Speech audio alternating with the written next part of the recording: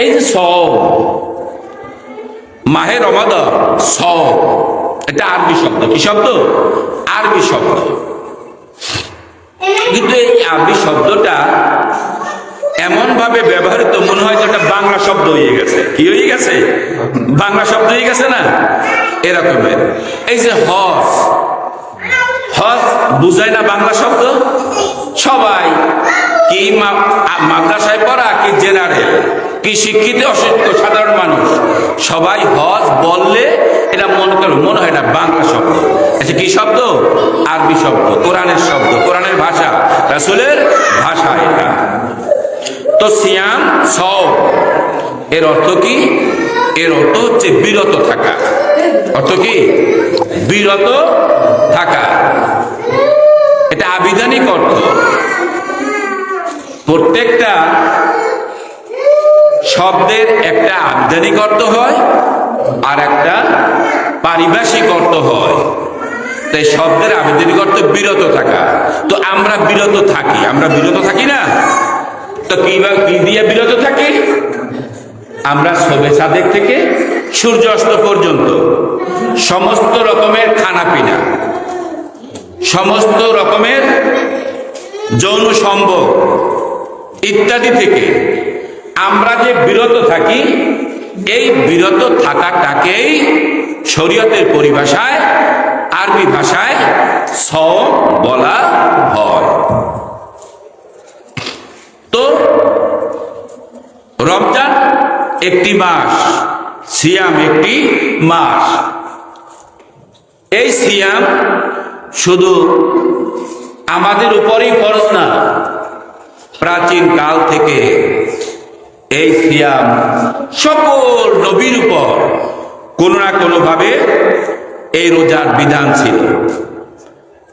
সেই বিধান, সেই হুকুম এবং সংখ্যা বিভিন্ন রকমের ছিল, এক রকমের বিধান ছিল না। রোজা যেভাবে আমরা যে রকমের রাখি, যে সংখ্যাটা রাখি, এই সংখ্যা যেভাবে রাখি হুবাহু এই নিয়মে ফরজ ছিল না, কিন্তু রোজা ফরজ ছিল।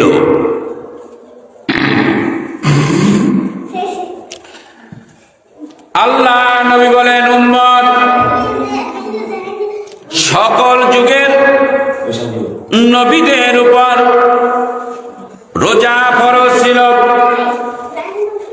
হযরত মূসা আলাইহিস সালাম, আল্লাহর জলিল কদর পয়গম্বর মূসা,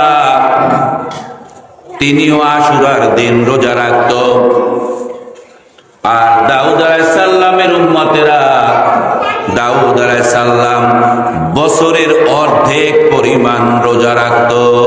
সুবহানাল্লাহ, বছরের অর্ধেক। এই বিধান যদি থাকতো সমাজে, আমরা যারা রোজা রাখি আমরাও ফেল করে যাইতাম কিনা আল্লাহ ভালো জানেন। 5 ওয়াক্ত নামাজ এই তো পড়তে পারে না মানুষ। যদি 50 ওয়াক্ত থাকতো তাইলে আমরাও ফেল করে যাইতাম কিনা আল্লাহ ভালো জানেন। তবে সুখবর হচ্ছে, এই উম্মত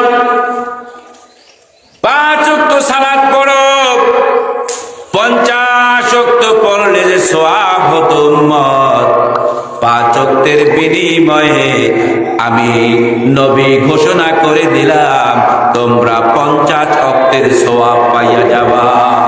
সুবহানাল্লাহ। উম্মত শোনো, আল্লাহ 30টা রোজা ফরজ করে দিয়েছে। উম্মত শোনো, তোমরা 30টা রোজা রাখো। ঘোষণা করে দিলাম 30টা রোজা রাখিও। 30টা রোজা যদি রাখতে পারো, অন্যান্য উম্মতরা যে বছরে অর্ধেক রাখতো, ওই পরিমাণ সওয়াব থেকে তোমার আল্লাহ তোমাকে বঞ্চিত করবে না। সুবহানাল্লাহ। এই জন্য আমলের মাস, কামাই করার মাস, মৌসুম। পবিত্র মাহে রমজান, ভাদ্র মাসে পানি টেনে গেলে কোলা কাছরে মাছ পাওয়া যায়, তাই না? শুকাইয়া গেলে অনেক মাছ পাওয়া যায় মৌসুম। আবার কোন কোন সময় পানি উঠলে নতুন পানিতে মাছ ওঠে, কোলায় ওঠে না? জল লইয়া নামে, বর্ষা লইয়া নামে, সোরা লইয়া নামে, কোপাইয়া কোপাইয়া লাইট ধরিয়া ধরিয়া মাছ ধরে। কেন ধরে? ও বুঝতে পেরেছে এটা মাছ ধরার এখন সময়, মাছ উঠাইছে কোলার ভিতরে, নতুন পানি পাইয়া ঘরে বসে থাকে না, মাছ ধরার জন্য কোলায় চলে যায়, ঠিক কিনা? আমার নবী বলে, উম্মত, বছরে একটা মাস নেক কামাই সময়, এত ফজিলত, এত ফজিলত, আল্লাহ বরকত এই মাসের ভিতরে আল্লাহ ঢুকাইয়া রাখছে রে উম্মত। একটা মাস একটু কষ্ট কর, যত করবি তার চেয়ে বহু গুণ ন্যাক আমার আল্লাহ বাড়াইয়া দেবে।